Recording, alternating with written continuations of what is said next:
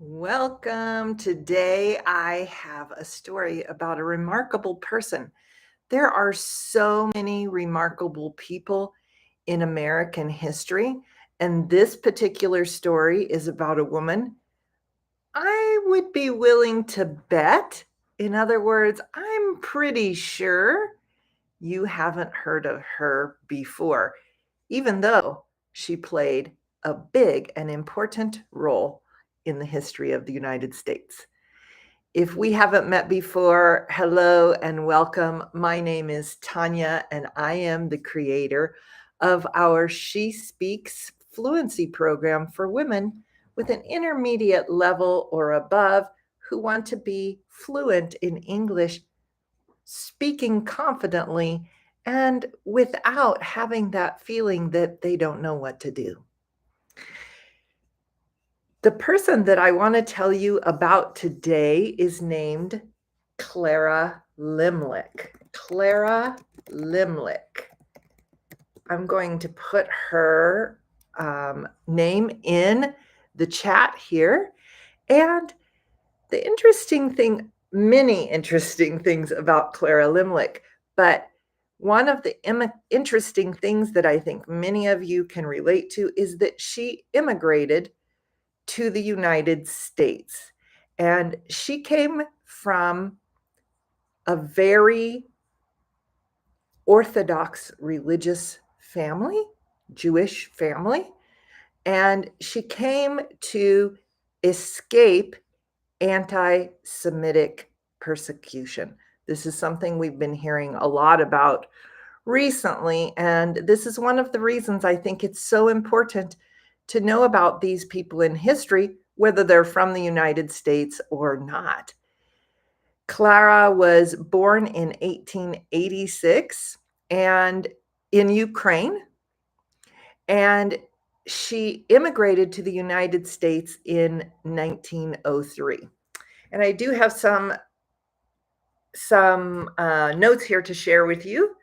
I recently, so that was my first point I already made. Number two is that I recently read the book Audacity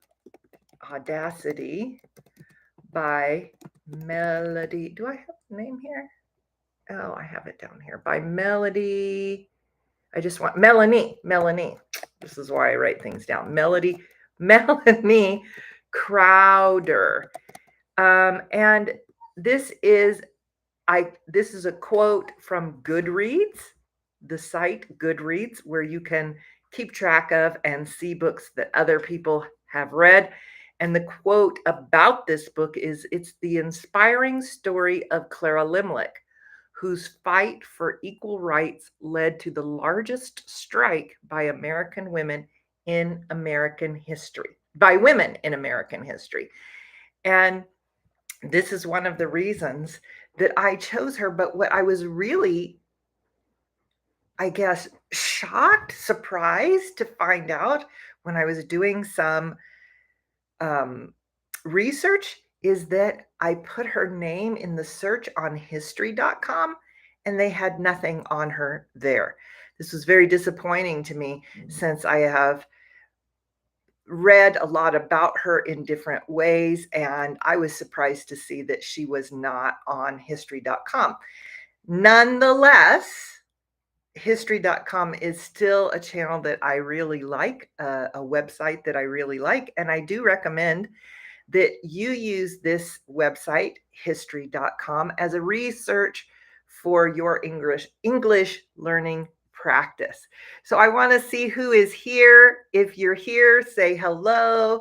Let me know where you're from, where you're listening from, where you're originally from, and have you been here before? I see some regulars. I see Regnum V is one of our regulars here. I see Ukraine, Brazil, Kurdistan. Welcome, everyone. Thailand. It's great to see you. Guarasi, I'm not sure if I'm saying your name, asks, how is it going? This is such a great greeting. How's it going? I'm doing well today. Thank you. It's the beginning of a new work week, and I'm excited for all of the moments I get to experience with students like you and on our Zoom classes live here. So I'm doing very good. I had a great and relaxing weekend. So Marjorie asks, who is Melanie Crowder? Melanie Crowder is the author of the book Audacity. There are other books with this title. You may know of a very famous book called The Audacity of Hope. Do you know who wrote that book? Welcome, Poland, Spain. I do really recommend the book Audacity by Melanie Crowder. It is written in prose, meaning that it is written like a poem. And I didn't think I would read it. Tanya suggested it to me, knowing that I would love it, and I did. I didn't think I would love it because poetry is not my main thing. I do love poetry and I have some favorite poets. However, it's not something that I read regularly like Tiana does. And I wasn't sure that I would enjoy reading it, but I absolutely enjoyed it. The writing for me was very, very enjoyable.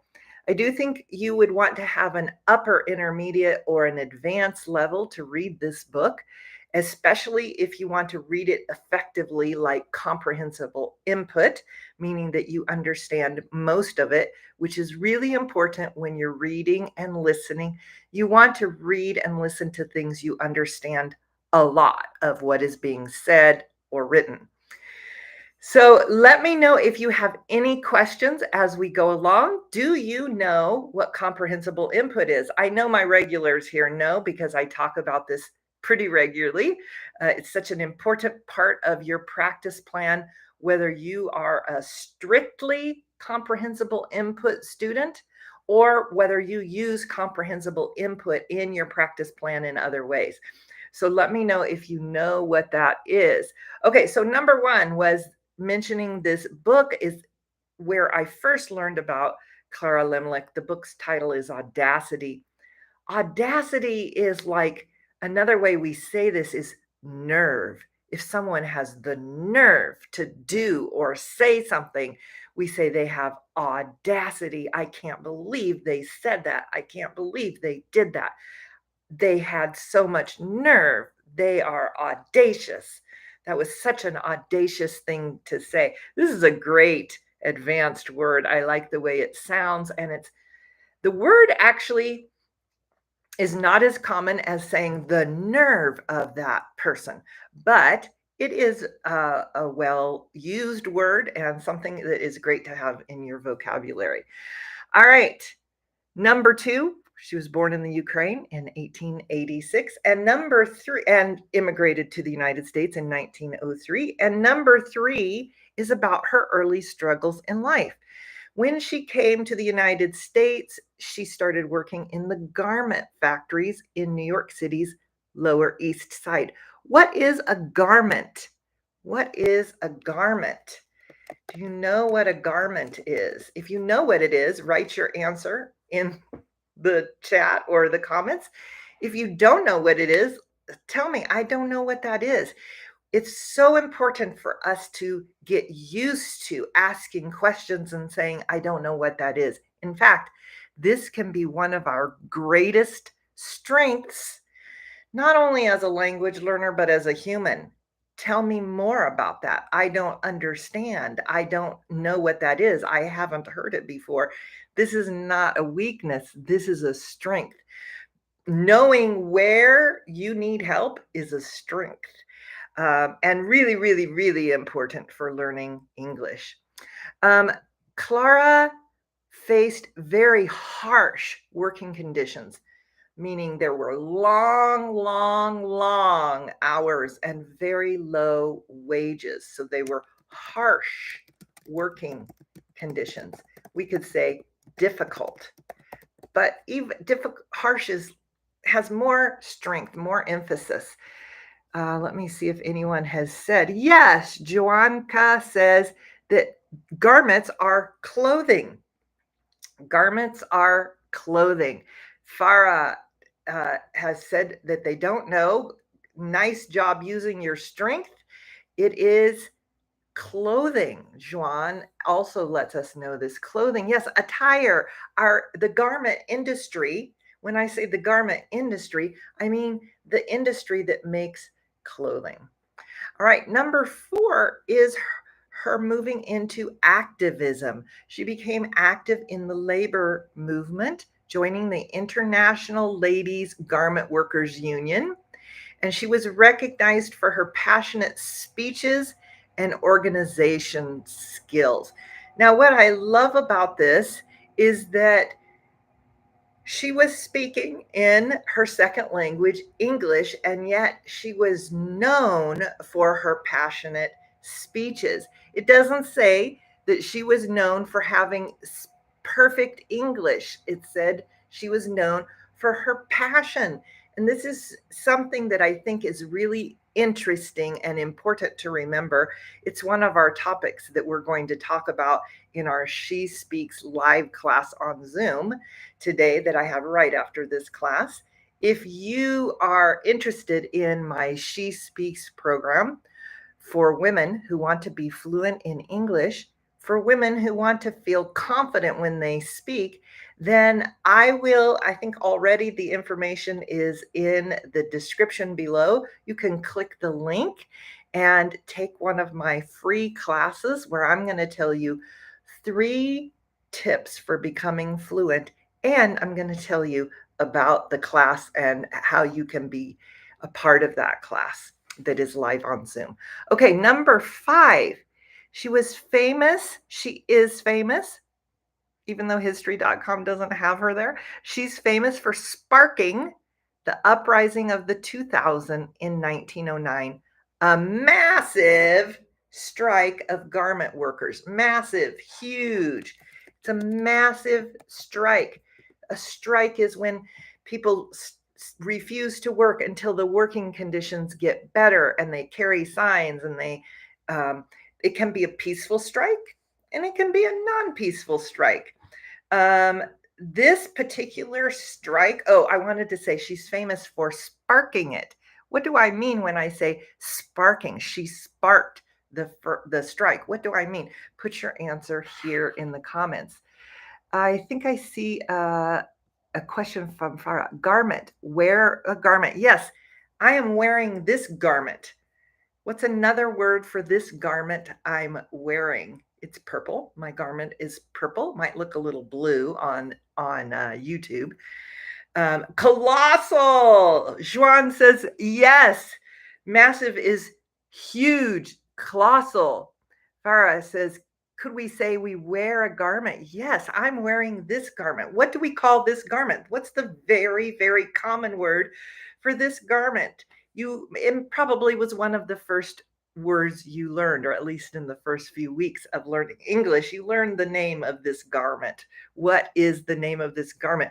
Write it here for me. Okay, so she, pardon me, I need a little, pardon me, drink of my tea. Mm-hmm. Okay, she led thousands of workers, mostly young immigrant women, to strike for better working conditions, shorter hours, and fair wages, fair pay. Pardon me. Mm-hmm. Oh, thank you. Mr. Bob Newell is one of our regulars and asked, are you okay? Yes, thank you so much for asking. T-shirt. Yes, this is a T-shirt. You could call it a T-shirt. You could just call it a shirt if you wanted to. And a shirt is a garment. Shirts, pants, anything, pardon me, that is clothing is a garment. Okay, my computer lost my space here. So, and again, this strike that she led then led to the largest strike of women in the United States at that time. Okay, she also had personal challenges. What were her personal challenges? What were her personal difficulties? This is number 6. or in English, we typically do it like this, in the United States, I should say. She faced blacklisting by employers and physical violence for her activism. Okay, I want to talk a little bit about this because it just sounds like, okay, yeah, she was blacklisted and she had physical violence, and then we don't think about it anymore. So, first, let's take blacklisting. Blacklisting is when a group puts you on a list so that you cannot get some of the things you have the right to. In this case, she was put on a list so that no one would give her a job because she was saying that humans should be treated appropriately. Even still in today, it's hard for me to wrap my brain around that. Here's a really common phrase. It's hard for me to wrap my brain around it. My brain around it or that. What I mean is, that is so unbelievable. It's almost like my mind is blown. It's another word. Mind blown is often the way it's said today. It is still, and we used to say, my mind is blown. But it's even more common today to say or mind blown. It's hard for me to wrap my mind around that, meaning I can't believe that she would be put on a list to not be able to get work because she believed in fair employment. I can understand being put on a list because you were a bad employee, but because you think people should have fair employment, that's just wrong for me.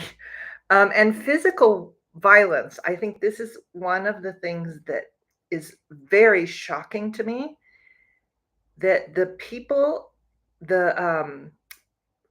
who would try to stop these strikes, which currently in the United States, striking is legal. There's nothing illegal about it as long as it is not violent. But even as someone just trying to speak her truth, she was physically beaten. Beaten. She was physically beaten. I don't know about your culture, but in my culture, beating anyone is not okay. And beating a woman is considered like very low. Like, this is absolutely not okay. And is considered, speaking of weaknesses and strengths, it's considered a huge weakness to beat a woman. And so the fact that she was beaten because she spoke her truth is wrong. In spite of these challenges, she continued to work for workers' rights and social justice. So even though they tried to beat her down, they could not stop her. Number 7 is her continued advocacy. You've heard me say this word a lot in this series. Clara is in a series of videos I've been making about remarkable women in the United States history.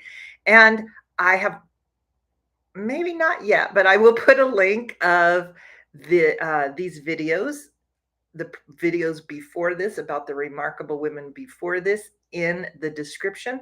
You can also find it on my playlist on my YouTube. And why would you want to go watch another one of these? Because it is the best way to learn new vocabulary, like you may be learning in the chat here, but also to strengthen the vocabulary you already have, I should say. Okay, so her continued advocacy, she worked with various organizations, including the suffragist groups, the women's suffragist groups, worked to get women's right to vote, and tenant rights. Tenants are the people who rent a house or an apartment from someone. The person who lives in the apartment and rents it from someone else is the tenant, and she worked for the rights of tenants. I would say that now at this time in the United States, we have very strong rights for tenants and for workers. Of course, there's always room for improvement and things go up and down, but I'm very grateful for the rights that I have as an American. And Clara Lemlich fought for this. And when I think of one individual this way, because I know a lot of people fought for this, it really makes me feel like taking a minute to just be grateful. So think about someone in your history, in your country, who you're grateful for. And I would love to know who that is. Who are you grateful for in your history? And put that in the chat or in the comments and tell me who it is so that I can learn a little bit more about them. Okay, so Ursula's asking, is this a blouse? You could call it a blouse, but it's very unusual because it's so casual. A blouse is usually a little nicer with buttons and maybe a collar. And oh my goodness, I can't speak English. Sleeves. Well, this has short sleeves. A blouse can be short sleeved or even sleeveless. So cuffs on the wrists. It may not have cuffs if it doesn't have long sleeves, but it's typically something you would wear to work or something maybe a little more formal. Mr. Bob Newell, I don't understand your question. May I get a pin on the map, please? Oh, this map. This is not my map. This is my friend Cindy's map, and those are Cindy's pins. I think that's what you meant. Let me know if I answered your questions. Juan says, being perplexed for Audacity. It's kind of like perplexed, but it's much stronger, much stronger. Mr. Bob Newell says that my parents are a hero and a saint. I love it when it's our parents who we are grateful for. This is such a great thing. Who are you grateful for? Let me know in the comments or the chat. And Lourdes says, I like your plants. Thank you. I love plants. Okay. We did number 5. We did number 6. We did number 7. Let's talk about number 8 today is her impact on labor rights. She played a significant role in improving labor conditions and advancing women's rights in the workplace. As you're probably aware, there is still a lot of work to do in this place. Women in the United States have a lot of rights that women in other countries don't have, but they still do not have fairness. It's not fair often the way women are treated. And I've had that experience myself. I think I may have talked about it in a video. If I find it, I will put that below too. And she helped to pave the way for future labor reforms and protection of workers. What does it mean if she paved the way for something? Do you have any guesses what it means when I say she paved the way for future protection of rights? She paved the way. While you're thinking about that, I will talk a little bit about number 9, which is that she is remembered. How is she remembered? She's remembered as a pioneer in the labor movement, meaning she's one of the first people. She's a pioneer. She did something that other people didn't do before her, or not a lot of people did before her. So she was one of the first women to act in the way that she did in the United States. She's a symbol of courage and resilience. I love this word. Resilience means that you continue, you keep going even when things are difficult. You continue. If you fall down, you get up and keep going. This is resilience. Yes, Callum, good word. To pave the way for something is to facilitate it. She set the foundations. Another really good way to say it, Maria. She made the way. Yes, very good. She made it easier for people or to make it possible. These are all really good ways to say that she paved the way for someone else, which is, I think, a really great idiom because it's so positive. Continuing on number 9, Clara is honored posthumously. Posthumously. I'm going to make sure I spell this word correctly by looking here. Posthumously, for her contributions to social justice and labor rights. What does posthumously mean? This word, I'm grateful that she was honored posthumously, but I'm also a little sad. I think it's a little sad that it was posthumously. And what do you think it means? Or do you know what it means? This is quite an advanced word. If you don't know what it means, that's totally normal. Yes, Juan says honoring someone after death. So after she died, she got this honor. And I'm a little sad that it took that long, and also that still there are a lot of people, including myself, but people whose expertise is in history are not honoring her. So that's my thought on that. Okay, number 10 is typically a quote. Today, I wasn't able to find a quote from Clara that really applies to learning a language or accomplishing something difficult like we're all doing here. I'm learning Spanish, you're learning English. I'm also learning German, but Spanish is my second language. So I took a quote from Melanie Crowder's book, Audacity, that I mentioned earlier. If you didn't see that, you can go back and watch the recording here in just a little bit. And the quote is, "When life offers me something beyond this, I am ready." When life offers me something beyond this, I am ready. Meaning that when life gives me something after this difficulty, I'm ready for it. I'm ready for that next thing. What are your thoughts about this quote? What are your questions about Clara? I always like to give you a few ideas of what you could do to use this live to learn more English. You've already done a lot just by being here and listening and paying attention. You've done even more if you have participated by writing in the chat or the comments.